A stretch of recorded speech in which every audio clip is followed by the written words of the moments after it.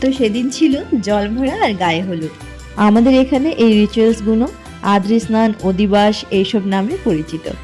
যাই হোক, তোমরা দেখতেই পাচ্ছ এখানে ছোট্ট একটা গামলার মধ্যে জলের রাখা আছে, যেটাকে মানে নদী বা পুকুর এরকমভাবেই রিপ্রেজেন্ট করা হয়েছে, কারণ আমাদের আশেপাশে সেরকম কোনো ভালো পুকুর ছিল না যেখান থেকে জল নিয়ে আসা যাবে।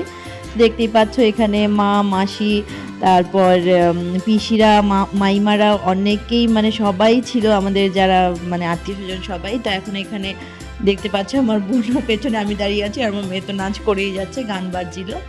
তো যাই হোক, তো এখানে এই ছোট ছোট যে মানে ঘড়া টাইপের আছে, ওগুলো থেকে জল দিয়ে চান করানো হয়েছিল। তার মানে খুব ঠান্ডা ছিল তো তার জন্য সেরকম ভাবে চান করা হয়নি, জাস্ট একটা ওপর ওপর করে।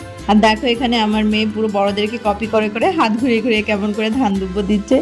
আচ্ছা যাই হোক, আর এখানে এখন ধামাইল, যেটাকে আয়রন